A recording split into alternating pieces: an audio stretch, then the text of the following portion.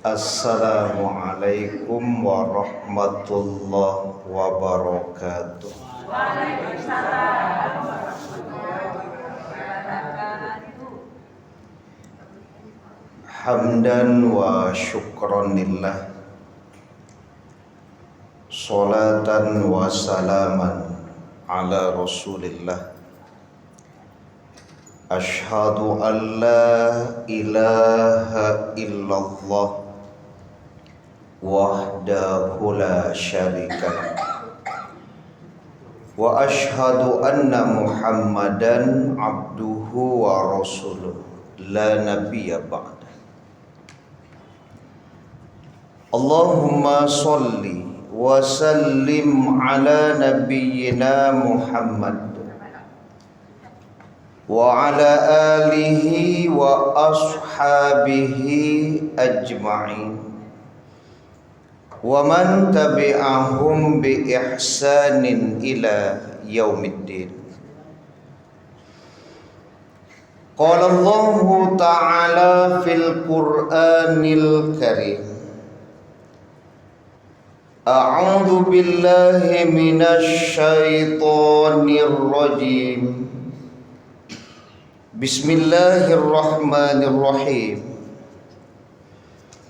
Wa'budullaha wa la tusyriku bihi syai'a wa bil walidaini ihsana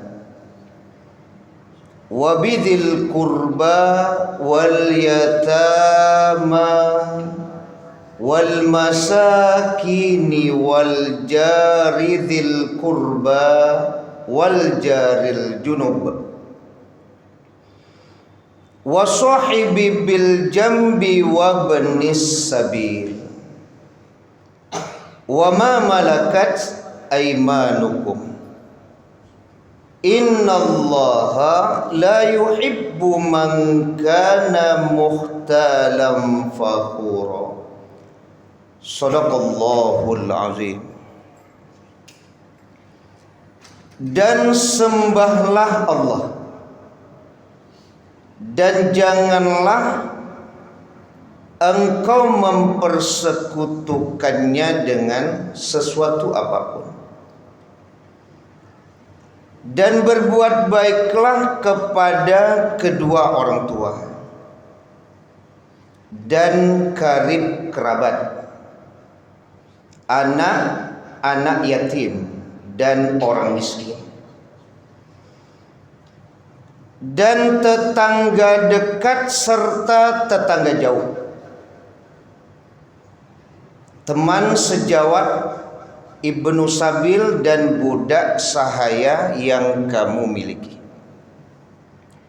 Sesungguhnya Allah tidak menyukai orang yang sombong lagi membanggakan diri.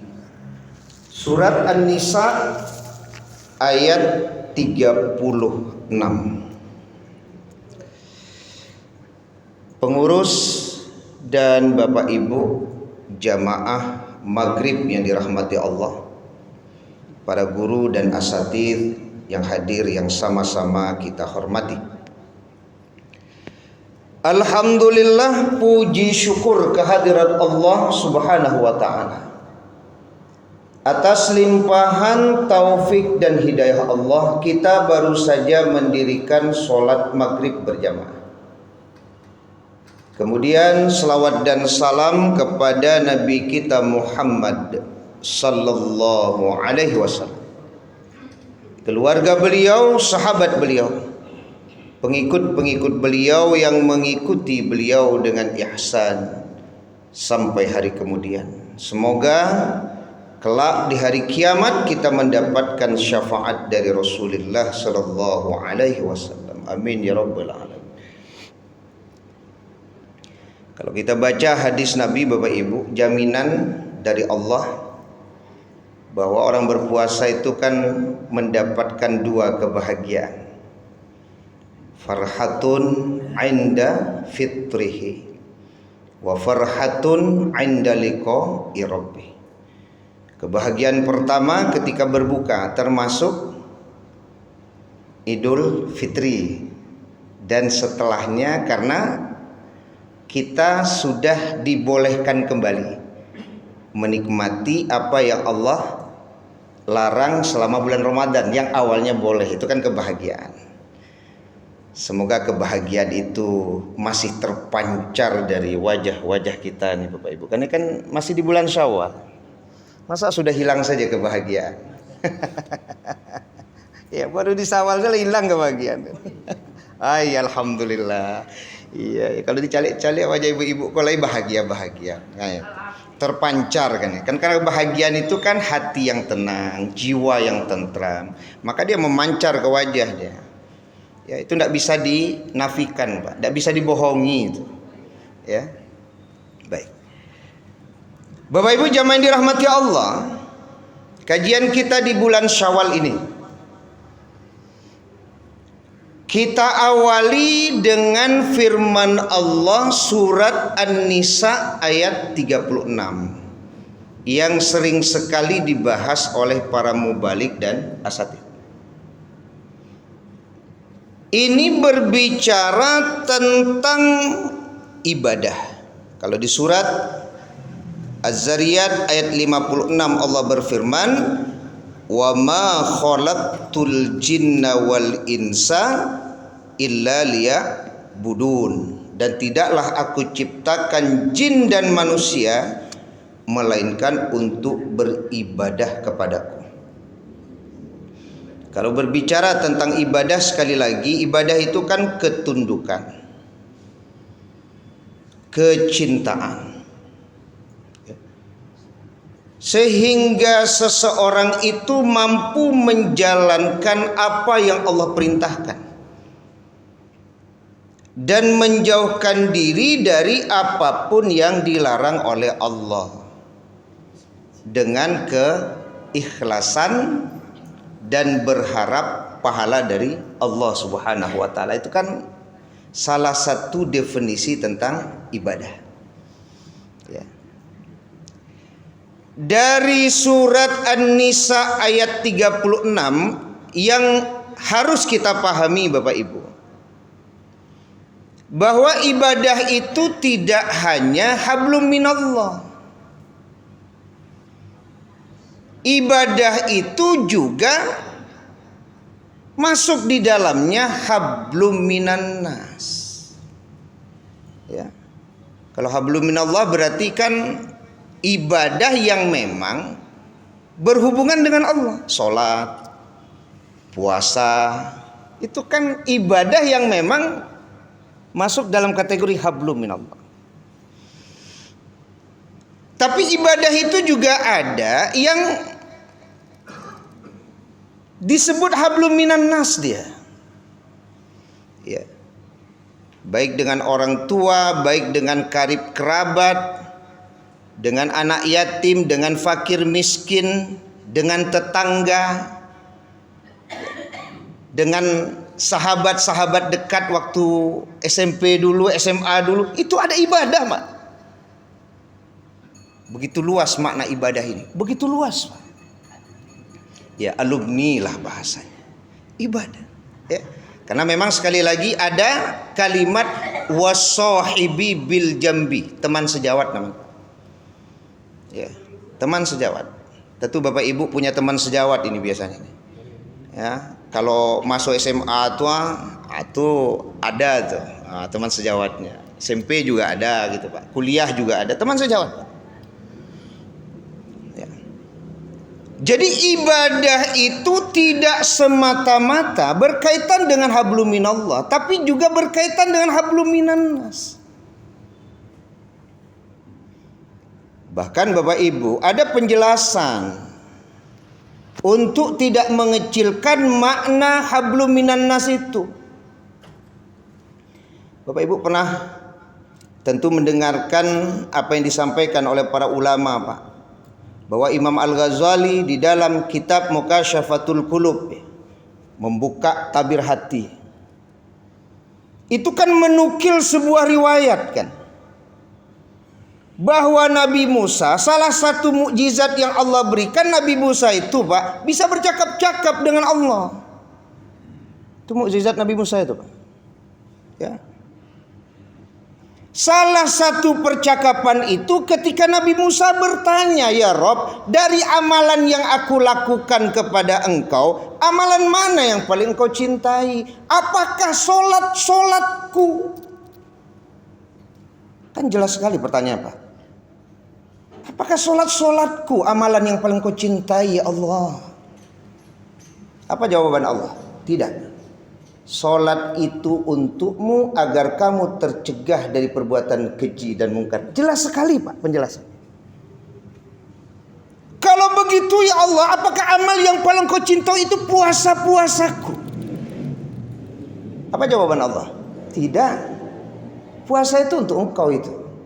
Dengan puasa engkau mampu mengendalikan hawa nafsu. Indah juga baru, Pak. Iya, Pak. Itu kan hablum minallah tuh. Salat hablum minallah, puasa hablum minallah. Kalau begitu, ya Rabb, apakah amal yang paling kau cinta itu adalah zikir-zikirku? Siang, malam, Pak, berzikir tiada henti. Apa jawaban Allah? Tidak. Zikir itu kan untukmu agar hatimu menjadi tenang. Kalau begitu, apa amalan yang paling kau cintai, ya Allah? Kan itu. Apa amal yang paling dicintai? Amal yang paling aku cintai, engkau bahagiakan saudaramu dengan memberinya sedekah, maka itulah amal yang paling aku cintai karena aku ada di sampingnya. Bagaimana mengecilkan makna ibadah yang disebut hablum minan nas ini, Pak? Salat tidak, puasa bukan, zikir bukan. Tapi amal yang paling aku cintai, engkau gembirakan saudara engkau dengan memberinya sedekah karena aku ada di sampingnya. Ini hablum minan nas. Itu makanya ya, perlu dirubah mindset kita, Pak. Perlu dirubah mindsetnya. Bahwa ibadah itu tidak semata-mata hablum minallah, Pak. Iya, ada hablum minan nas, Pak. Itu mungkin yang kurang selama gua. Karena kita lebih fokus ke hablum minallah. Padahal sekali lagi itu menjelaskan bahwa ternyata amalan yang kaitannya dengan hablum minan nas lebih dicintai Allah. Lah tibo dun sana ke rumah nih, tak bisa bantu agak saratuh ini. Amak masuk rumah sakit. Wih. Tabayang sholat ibu kan? Tabayang puasa awak kan, Pak? Tabayang zikir-zikir awak, Pak. Tiba orang ke rumah, Pak, tak bisa dibantu 100.000 nih. Amak masuk rumah sakit. Lebih dicintai Allah dari solat-solat kita. Lebih dicintai Allah dari puasa-puasa kita, Bu. Lebih dicintai Allah dari zikir-zikir kita, Pak. Karena Allah ada di samping orang, Pak, yang memang butuh kita gembirakan dengan memberinya sedekah, Pak. Main-main itu, Pak. Ya. Ikulah datang malahan bela-elaan lo dah, Pak. Amalan-amalan yang luar biasa nyelaan lo, Pak.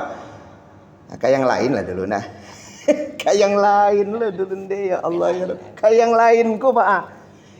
Nyepalapih amalan yang begitu dicintai Allah tuh kau orang, Pak, dipalapih. Kok memang ndak ada piti kan lain hal, Pak. Iku bukan ndak ada piti, tapi mindsetnya keliru. Mindset keliru, Pak. Paham mindset? Cara berpikir kau yang keliru. Cara keliru sekali dia.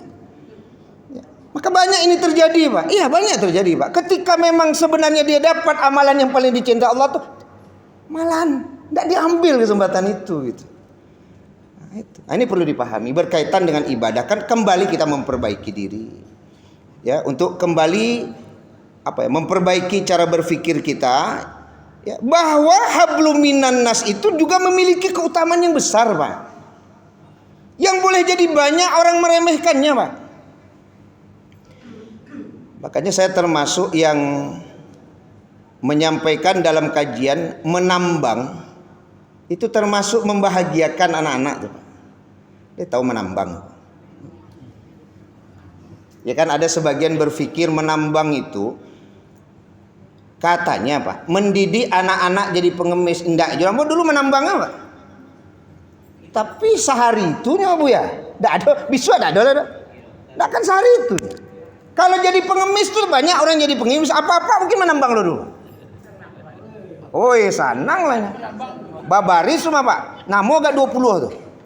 Babaris kan itu Pak ya. Babaris tuh. Wah. Sengaja ada dompet khusus mah Bu ya. Ini kadang yang diharapkan enggak lo banyak-banyak Bu. Iya kan? Kan kebahagiaan 2000 kadang senangnya Bu ya. Wah, kan ayat tuh. Dan agak apa sih kata? Tagang gitu. Tagang gitu. Iya. Kadang-kadang ada lo dia piti 10.000 Pak, layu piti itu biarlah 5.000 tagang. Model itu anak-anak. Bahagia. Saya ada mendengar salah satu ceramah dari seorang syekh Pak di Madinah. Beliau pengajar di Madinah. Ketika ditanya itu, ya, bagaimana hukumnya kita memberi uang kepada orang-orang di Idul Fitri? Tidak ada masalah. Tidak ada masalah. Sementara ada orang yang ribut Pak, itu tradisi yang tidak baik katanya. Bisa membuat orang jadi pengemis. Nah, malahan kan kalau diberikan kepada orang-orang miskin Pak, dia kan jadi sedekah, bahagia dia Pak. Tak bayang dinya sekali itu balik pestol-pestol mainan.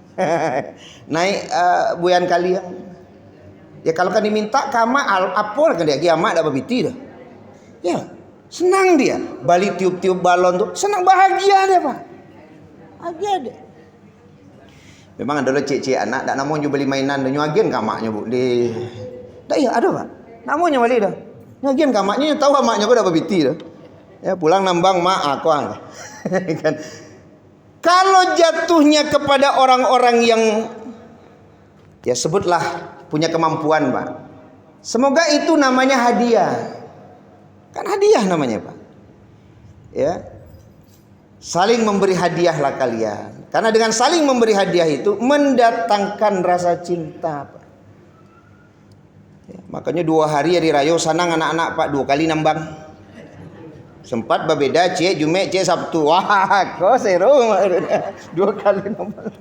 Tapi kalau sehari saya enggak biasanya model itu Bu aja. Kalau orang lah nambang sekali, besok akan nambang lah dah. Enggak ada nambang 2 kali dah. Kecuali mungkin apa ya, ada keterlambatan ya. Tapi kalau hari raya 2 kali ya seru kan ya. Masya Allah.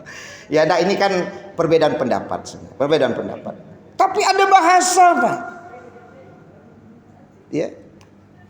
Agar kita tidak mengecilkan ibadah yang disebut hablum minan nas itu Pak. Besar sekali keutamaannya. Mendatangkan cinta Allah Pak. Ya.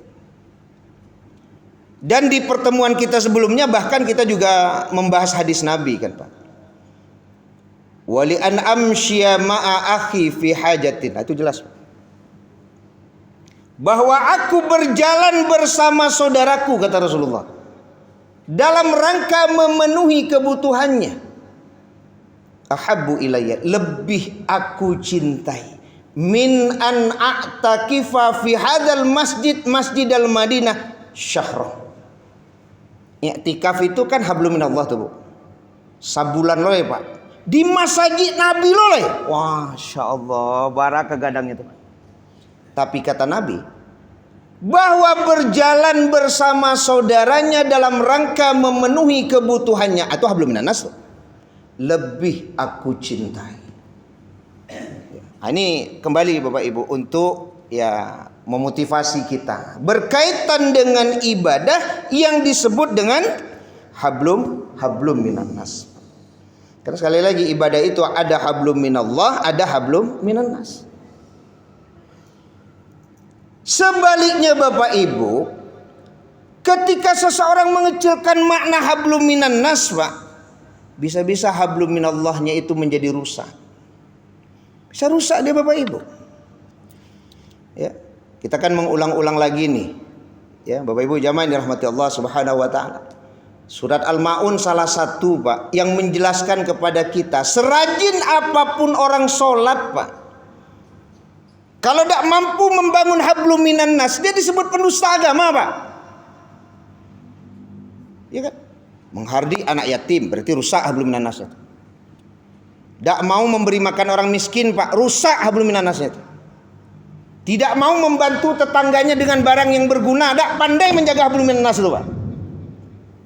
Lah model itu tetangga meminjam janjang tidak nyepinjam pinjamannya jangan. Rusak hablum minan nas itu. Rusak hablum minan nas Pak. Kok rusak babe ko? Itu yang mau sampaikan dulu kepada Bapak Ibu. Alun meminjam orang lain lah buruk sangko. Kok rusak ba? Kok hilang ba? Wah, kan? Kok itu buruk sangko namu tuh. Haram hukumnya itu. Berburuk sangka kepada saudara kita yang muslim hukumnya haram. Itu buruk sangka, Pak. Hablum minan nas. Hablum minan nas. Ketidakmampuan seseorang menjaga hubungan dengan manusia, Pak, bisa membuat hablum minallah kita menjadi rusak, Pak. Rusak. Ya kan? Salat lah rajin. Ya, tapi sering menghardik anak yatim, tidak mau memberi makan orang miskin. Pelit lah namanya. Pelit dia. Nah, ini kita membahas kembali untuk memperbaiki Bapak Ibu agar tidak mengecilkan makna hablum minan nas. Termasuk satu riwayat yang saya yakin Bapak Ibu sering mendengar itu. Ketika seseorang kemudian bertanya kepada Rasulullah, ya, inna fulana, ada seorang perempuan ya Rasulullah. Salatnya banyak. Kan begitu ya. Puasanya banyak. Oh, ini hafal sekali Ibu-ibu dengan riwayat yang satu ini. Wa tasaddaqa, sering berbuat baik, Pak. Bersedekah, wa taf'al. Tetapi kan hablum minan nasnya ini tidak pandainya membangun. Wa tu'dhi jiranaha bilisaniha. Dia suka menyakiti tetangganya dengan lisannya. Hablum minan nas itu, Bu.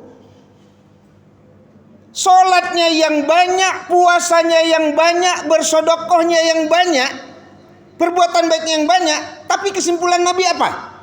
La khaira fiha. Tidak ada kebaikan pada perempuan itu. Tidak ada kebaikan, Pak. Kalimatnya jelas Bapak Ibu. La khaira fiha. Pada perempuan yang rajin sholat itu, pada perempuan yang rajin puasa itu, pada perempuan yang rajin sedekah itu kan hablum minallah, Pak. Tapi karena tidak mampu menjalin hubungan yang baik dengan sesama manusia, la khaira fiha. Tidak ada kebaikan pada wanita itu. Ya, ini bukan wanita saja, Pak. Apa beko merasa kan kami itu indah, Ustaz. Itu kan itu. Ya sama maksudnya, Pak. Sama saja. Ya. Malah ada suami-suami itu yang terprovokasi dengan istri. Nyo berang ke tetangga sebelah, bukan dek masalah tetangga, Pak. Tapi dek orang rumah berang kayaknya. Hanya satu loh. Itu masalahnya, Bu ya. Ya sebenarnya ndak lo jale persoalan bro, Pak. Cuman Pak kok berang ke tetangga, dek orang rumah mbo berang kayaknya tuh berang lombo kayaknya. Nah, itu suami itu. Kan ada lo suami. Tapi ada juga suami-suami yang ndak sampai seperti itu, Pak. Jadi istrinya maunya bermasalah tapi dia tidak ikut bermasalah gitu. Ada juga ya. Jadi jamaah dirahmati Allah Subhanahu wa taala. Ini kita berbicara tentang hablum minallah dan hablum minan nas. Kalau kemudian kita ambil Bapak Ibu, wabil walidaini ihsana, dan berbuat baiklah kepada kedua orang tuamu. Ini kan bermakna hablum minan nas. Sementara kita Bapak Ibu dalam hidup ini salah satunya kan mencari ridho Allah. Ridho Allah itu kita cari itu, Pak. Ternyata ridho Allah itu Bapak Ibu salah satunya juga ada dalam hablum minan nas. Ridallah fi ridal walidain wa suhtullah fi suhtil walidain. Ridho Allah itu bergantung pada ridho orang tua. Murka Allah juga bergantung pada murka orang tua. Jadi hablum minallah itu diwarnai dari hablum minan nas seseorang, Pak. Bagaimana mungkin kita mendapatkan ridho Allah kalau kita durhaka sama orang tua, Pak? Yang barek kan ambo ceriton ke Bapak Ibu dulu. Ada keinginan minta maaf tapi gaek kola ndak ado. Nah, itu yang barek itu, yo barek itu. Ndak itu barek. Gaek kola lata tumbuk dulu, Pak. Lata tinju. Ya kan? Lah banyak orangnya juga gaek. Tibo sadar gaek ndak lo ado lah, Pak. Itu barek. Berat, Pak. Lah tibo sadar, kami minta maaf, kasih kami minta maaf kayak udah. Nah, itu berat tuh, Pak. Itu akan menghantui dia tuh. Tapi kan pendapat ulama ya tetap kita tidak boleh berputus asa terhadap rahmat Allah. Bahwa Allah itu kan mengampuni dosa. Ya, tidak boleh berputus asa. Ya, semoga dengan mendoakan orang tua, memohonkan ampun kepada Allah untuk orang tua, melanjutkan kebaikan-kebaikan yang dilakukan oleh orang tua, menghormati teman-teman dari orang tua, menyambung hubungan dengan kerabat yang biasa disambung oleh orang tua, Pak. Semoga itu bisa memaafkan kesalahan kita kepada orang tua. Itu yang bisa jawabnya, Pak. Itu yang bisa dia, Pak. Ya, ya. Kadang kan ada juga diskusi-diskusi itu Bapak Ibu. Ya, boleh jadi sekali lagi ketika rumah tangga kita itu baik-baik saja Pak sampai hari ini, itu boleh jadi karena adanya ridho Allah disebabkan ridho orang tua. Ya. Makanya tidak satu dua Ustadz, kok bisa lah babalik waktu sebab ama waktu tu mengecek. Ya kan? Lah dicalik bana calon udah tuh, dak lama perasaan mama. Ya kan? Kalau waktu itu bisa kembali lagi, Pak. Tapi waktu itu, Pak, lain, Pak. Dia menganggap bahwa orang tuanya tidak memiliki pemahaman terhadap itu. Sebabnya lah S2, gaitnya SD saya tidak tamat. Tapi sadarkah dia bahwa dia jadi S2 itu dengan sebab orang gaitnya tadi, Pak, membanting tulang, kerajo di kabun, Pak, basusah payah, selesai S2, lah selesai S2, Pak, itu bagaimana tuh? Apa mah ketahu, nah, ya, dah jalan lah diibu tuh, dah, kan? Dia sudah merasa lebih, banyak anak-anak seperti itu, Pak. Tak sadar dia bahwa yang menguliahkan itu bapaknya, Pak. Setelah tamat kuliah, dia menganggap dia lebih baik dari ayahnya, dari ibunya.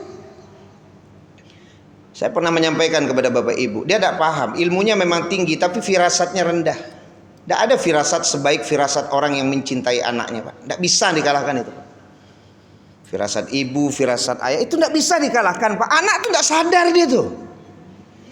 Ittaqu firasatal mu'min fa innahu yanzuru bi nurillahi azza wa jalla. Kan itu pernah kita bahas. Takutilah oleh kalian firasat orang beriman itu. Ya. Makanya tidak sedikit Pak rumah tangga orang yang sebenarnya Pak lah luar biasa persoalan dalam keluarga itu, lah luar biasa, ya. Tapi tetap mampu bertahan dengan sebab ada ridho Allah Pak, ya. Karena waktu itu ada kalimat kan, pokoknya anan ibu carian itu terbaik bagi ambo. Rupanya yo Pak sampai kini terbaik Pak. Terbaik bukan berarti tidak pernah bercakap Bu. Ya, acok juga cakap. Terbaik bukan berarti tidak ada persoalan dalam rumah tangga. Tetap ada, Pak. Yang namanya rumah tangga pasti ada persoalan, Pak. Tapi bahasa ridho Allah itulah. Ridho Allah fi ridhal walidain wa sukhtullah fi sukhtil walidain. Ridho Allah terletak pada ridho orang tua, murka Allah terletak pada murka orang tua. Jadi hablum minallah itu juga bisa dipengaruhi dengan hablum minan nas, Pak.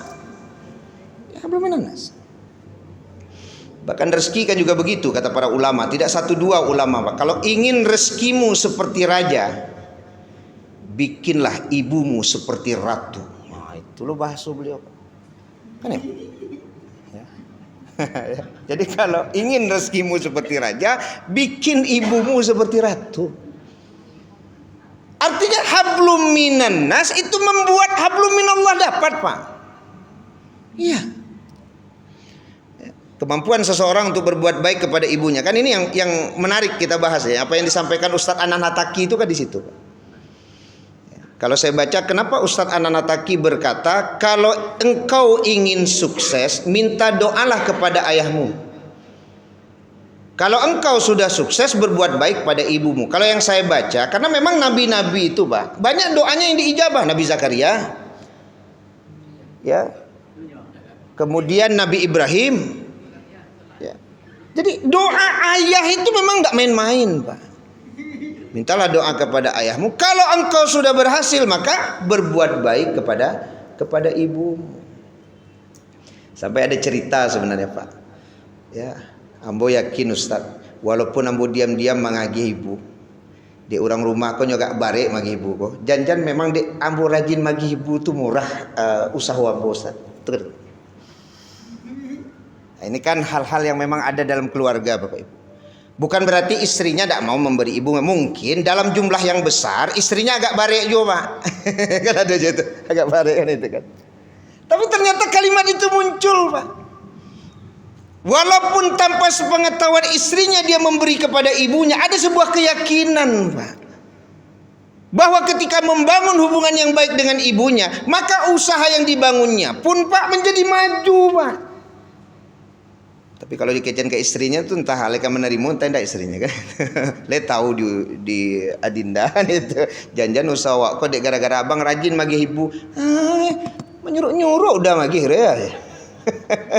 Jangan model itu loh ya Pak. Ya kan? Baru ketahuan gini kan itu. Tapi kalau jawabnya, "De alhamdulillah," berarti itu besok lebih agak banyak gitu dah. Nah, kalau model itu jawabnya Pak syukur Pak kan. Ya. Biasa berapa udah lagi sebulan 200, 500 gitu lagi. Nah, kalau itu lagi zero Pak. Nan bedo kan nan pertama tadi jawabnya kan. Rupanya udah nyuruh-nyuruh, mai patutlah kurang belanja awak selama kan. Itu nan parah. Mudah-mudahan tidak demikian. Ya, baik. Nah, jadi jamaah yang dirahmati Allah Subhanahu wa taala, ini menarik untuk kembali membahas tentang hablum minallah dan hablum minan nas. Untuk tidak mengecilkan makna hablum minan nas. Salah satu lagi yang sering kita bahas Bapak Ibu, ketika kita memang ingin Allah meluaskan rezeki kita. Ya, meluaskan ini ada makna memperbanyak atau mempercepat Pak. Karena rezeki Allah itu kan pasti Allah berikan kepada seseorang sampai mati Allah cukupkan walaupun dia terlambat. Makna memperluas itu bisa memperbanyak karena tidak ada yang sulit bagi Allah Pak. Atau makna memperluas itu mempercepat rezeki yang harusnya belum sekarang tapi jadi datang sekarang. Ternyata ada hubungannya dengan hablum minan nas Pak. Man ahabba ayyabsuta lahu fi rizqihi wa yunsa'a lahu fi athari falyasil rahimah. Barang siapa yang ingin rezekinya dimurahkan Allah, umurnya dipanjangkan Allah, maka peliharalah hubungan silaturahim. Jangan rasa awak susah gini Bapak Ibu, dek baca kak jua dia. Lah 2 tahun tu ndak lo belok elok, bandak kapaya rasa kio. Apa ndak ada usaha menyelesaikan baca kak jua dia tu. Ya Pak. Apa jangan-jangan usaha awak macet kok Pak? Dek gara-gara awak badun sanak kok bayboh taruh isa. Masya Allah. Ya. Jangan bayboh yo Pak. Makonyo payah bana Pak. Lah dicuboi kuy ndak namo, dicuboi kuy ndak namo Pak. Namo Pak. Ya bahkan namo judun sanak masih bayboh yo. Perbaiki hubungan berdun sana. Perbaiki hubungan kerabat Pak. Karena hablum minan nas berpengaruh terhadap hablum minallah Pak. Yang memberi rezeki itu Allah, itu hablum minallah. Kita pancing dengan mampunya kita menjalin hubungan baik dengan sesama manusia. Lebih-lebih rahim tadi kan, silaturahim kan di situ. Ya. Nah, jadi kalau berbicara hablum minallah dan hablum minan nas. Ya. Saya buka diskusi dan tanya jawab. Kalau ada 6 menit lagi. Ya, silakan Pak. Iya Pak. Tadi Ustaz sempat menyebutkan kalau kamu minta doa minta Oh iya. terus kalau kamu sudah berhasil Berbuat baiklah kepada ibu. Iya. bagaimana hubungannya dengan doa ibu itu tanpa batas ke langit? Karena lebih utama Oh iya. katanya doa ibu itu tanpa halangan ke Ya. Ini berbicara bukan berarti doa ibu tidak diijabah Allah, bukan. Tapi ini berbicara tentang mana yang lebih utama, sepertinya kalau kajian Ustadz Anan Hataki. Salah satunya dari kisah-kisah yang ada di dalam Al-Quran. Doa-doa seorang ayah yang kemudian diijabah oleh Allah. Bahkan kesolehan seorang ayah juga Allah bicarakan di dalam Al-Quran itu Pak. Ya kan? Ketika ada harta anak yatim yang terlindung oleh sebuah dinding yang tidak hancur dengan sebab kesolehan orang tuanya, kesolehan bapaknya. Jadi bapak. Ya. Makanya ada seorang alim bilang kan, la uzayyinna fi solati min ajlik. Wahai anakku, tahukah engkau, ayah lebih-lebihkan solat ayah ini agar kamu menjadi anak yang baik dan soleh. Itu kalimat. La uzayyinanna ya fi solati, aku tambah-tambah solatku ini. Nah, artinya menambah dengan solat-solat sunnah. Min ajlik, agar Allah menjadikan engkau anak yang baik, anak yang soleh.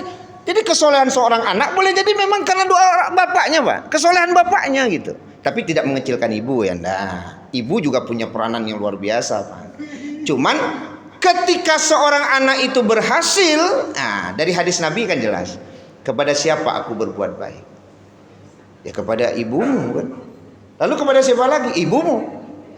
Lalu kepada siapa? Ibumu. Terus baru bapak. Bapak nomor 4 ya. Nomor 4. Tapi ini yang jadi persoalan Bapak Ibu. Kan ada seorang ibu yang memang bermasalah dengan ayahnya, Pak. Cerai dia.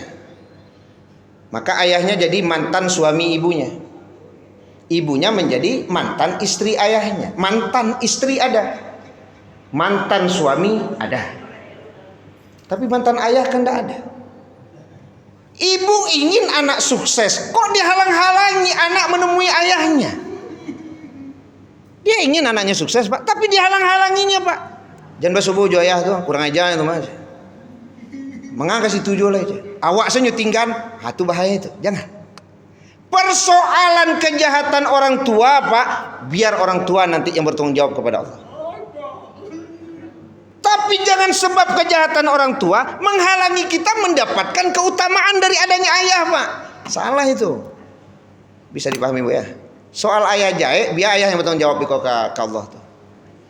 Tapi kesempatan baik dengan hidupnya seorang ayah, di mana doa seorang ayah itu termasuk doa yang dijabah. Rugi sekali kalau ibu halangi anak itu untuk bertemu dengan ayahnya.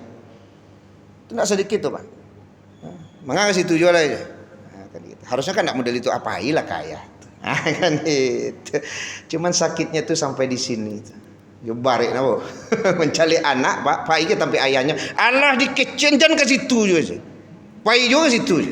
Berang loh. Tidak, saya dapat kisah itu, Bu. Sehingga dia mengunjungi ayahnya itu diam-diam terus, Pak. Diam-diam terus. Tanpa sepengetahuan ibunya. Ini kisah nyata, Pak. Dia sudah, artinya ini tidak lo tua bana, tapi mungkin ya seumuran di atas saya lah, Pak. Itu cerita dia. Sampai kini ibu tuh berang juga ya teman-teman. Tapi ambo memang sembunyi-sembunyi ya. Tidak tahu ibu mau pai gitu kan. Tapi kalau tahu ibunya berang tuh aja. Ya. Maka keberhasilan itu di situ kan gitu, Pak. Mungkin itu, Pak. Wallahu a'lam bishawab. Dari ibu ada? Pas. Oh, Pak Bil, silakan, Pak. Waalaikumsalam warahmatullahi wabarakatuh.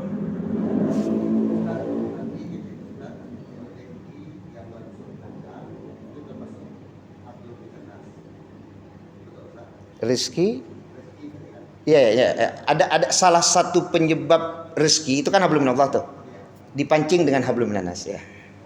Dipancing dengan hablum minanas. Seandainya ini kan kita juga kadang meminta atau yang mendoa meminta rezeki.